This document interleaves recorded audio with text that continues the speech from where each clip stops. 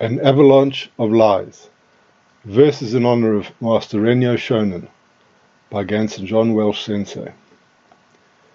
Living in lands, drowning in illusions, confusion and lies, cowering in fear at the base of the mountain of lies, we wait with a sense of helplessness and almost complete hopelessness for the avalanche of deceit and deception to be unleashed upon a powerless population. How did we come to be in this hellish state of fear, frustration, and impotent rage and hate, as, with a sense of foreboding, we contemplate our seemingly inevitable fate? Where can we find the light of truth to find the inspiration and strength to fight against intimidation, threats, terror, and tyranny? There is no doubt that if we do not free ourselves soon, it will be a very dark age of severe suffering, slavery and bondage that will most probably endure for a very long time. So, what is the solution or cure? We have to acknowledge our egotism and ignorance. It is not mere blind chance or random circumstance that has caused our current catastrophic condition.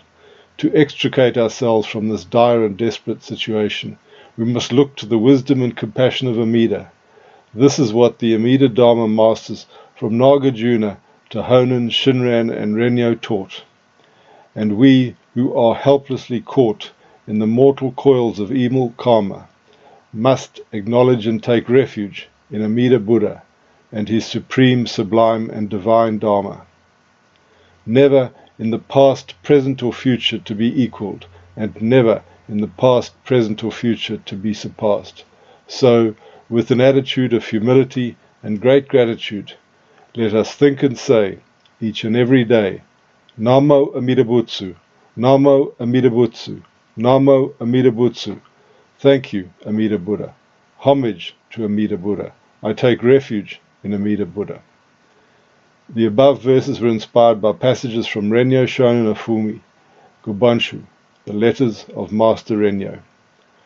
Fascicle 4, 3. On the present plight of the world. The present plight of the world is such that no one knows when things will settle down. Consequently, as this is a time when it is difficult even to pass along the roads between the provinces, it is a period of utter confusion for the Buddha Dharma and for mundane law. As a result, in some instances, no one even visits the temples and shrines of wondrous effects. When we hear in regard to this, that the human realm is a place of uncertainty for young and old alike, we might feel that we should quickly cultivate whatever meritorious good deeds may be possible, and aspire to whatever enlightenment and nirvana may be attainable. Yet, at this time, though we call the present world the last Dharma age of defilement and confusion, Amida Tathagata's other power, primal vow, is mysteriously thriving all the more. Therefore, lay people must understand that unless they rely on this vast, compassionate vow, realize the one-thought moment of faith, and attain birth in the pure land of suchness, eternity and bliss, it is indeed as if they went to a mountain of treasure and returned empty-handed. Quiet your minds and deeply reflect on this.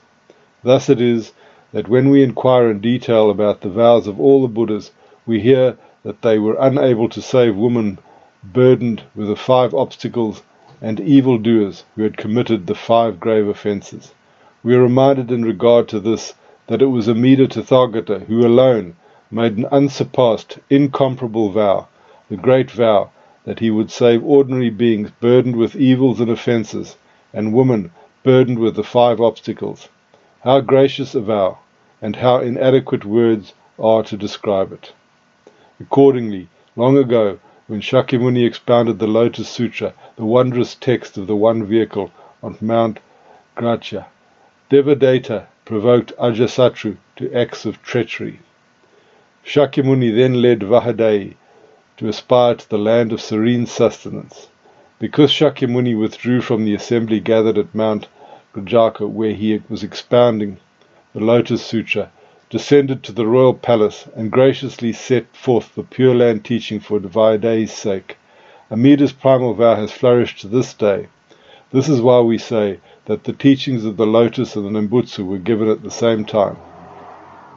In other words, it is clear that Shakyamuni used the 5 grave offences in which Vaidehi, Devadatta and Ajasatru were involved as compassionate means to cause women and those who have committed the 5 grave offences in the last Dharma age to aspire to birth in the land of serene sustenance.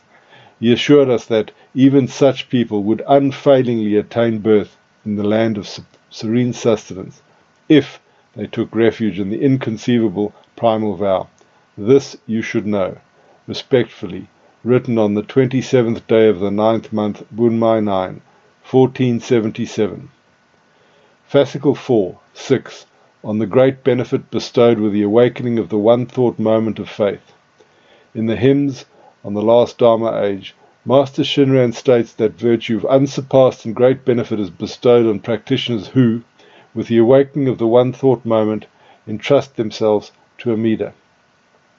Shozumatsu Wasen, T83, 665c.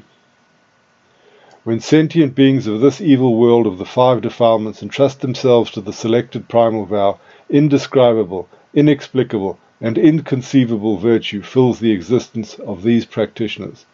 In this hymn, sentient beings of this evil world of the 5 defilements refers to all of us, including women and evildoers.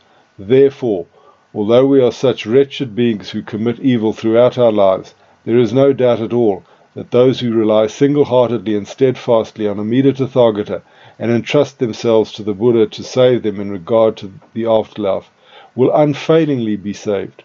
Amida bestows indescribable, inexplicable, and inconceivable great virtue on those who entrust themselves in this way.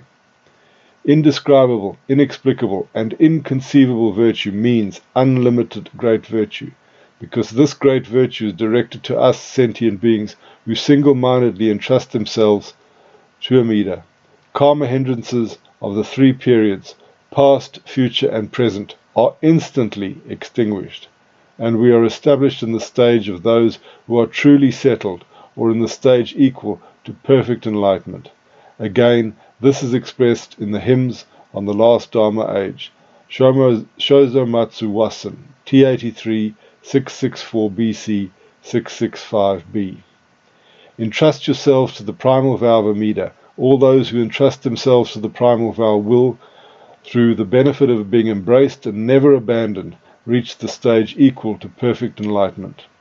Being embraced and never abandoned also means that sentient beings who single-mindedly entrust themselves to Amida are received within the Buddha's light, and that, since the entrusting mind does not change, they will not be forsaken. Although there are various teachings besides this, there should never be any doubt that sentient beings who entrust themselves solely to Amida in the one-thought moment will, each and every one, be born in the fulfilled land. Respectfully. Fascicle 4, 12, on the sleeve of Amida. Those who wish to know in full what settled mind means in our tradition need no wisdom or learning at all, for when we simply realize that we are wretched beings of deep evil karma, and know that the only Buddha who saves even such people as these is Amida Tathagata, and when, without any contriving, but with the thought of holding fast to the sleeve of this Buddha Amida, we entrust ourselves to him to save us, bringing us to Buddhahood in the afterlife. Then Amida Tathagata deeply rejoices, and sends forth from himself 84,000 great rays of light, receives us within that light. Hence, this is explained in the Contemplation Sutra. The light shines throughout the worlds of the 10 directions, and sentient beings mindful of the Buddha are embraced, never to be abandoned. Amida Kiao, T12, 343b. This you should know. There is then no anxiety over becoming a Buddha. How incomparable is the all-surpassing primal vow, and how gracious is Amida Tathagata's light. Without encountering the receptive condition of this light, there can be no cure at all for the fearful sickness of ignorance and karma hindrance, which has been ours from the beginningless past. Prompted by the condition of this light, and with the ripening of good from the past, we assuredly attain other power faith now, It is immediately clear, however, that this is faith granted by Amida Tathagata. Hence we know now, beyond question, that this is not faith generated by the practitioner, but it is that Amida Tathagata's great other power faith. Accordingly, all those who have once attained other power faith should reflect gratefully on Amida Tathagata's benevolence and repeat the Nembutsu, saying the name of the Buddha always, in gratitude for the Buddha's benevolence. Respectfully. Fascicle 4, 16, on white bones. When we deeply consider the transience of this world, we realize that what is altogether fleeting is our own lifespan. It is like an illusion from beginning to end, and so we have not yet heard of anyone living 10,000 years. A lifetime passes quickly. Can anyone now live to be 100? Will I die first, or will my neighbor? Will it be today or tomorrow? We do not know. Those we leave behind and those who go before us are more numerous than the dewdrops that rest briefly beneath the trees and on their leaf tips. Hence, we may have radiant faces in the morning, but in the evening be no more than white bones. With the coming of the wind of impermanence, both eyes are instantly closed, and when a single breath is forever stilled, the radiant face is drained of life, and its vibrant glow is lost. Although family and relatives may gather and grieve broken-heartedly, this is to no avail.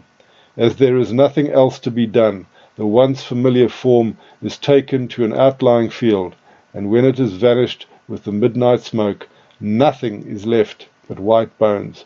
This is indeed indescribably sad. And so, because the impermanence of this world creates a condition of uncertainty for young and old alike, we should all immediately take to heart the most important matter, the afterlife, and deeply entrusting ourselves to Amida Buddha, say the Nembutsu. Respectfully.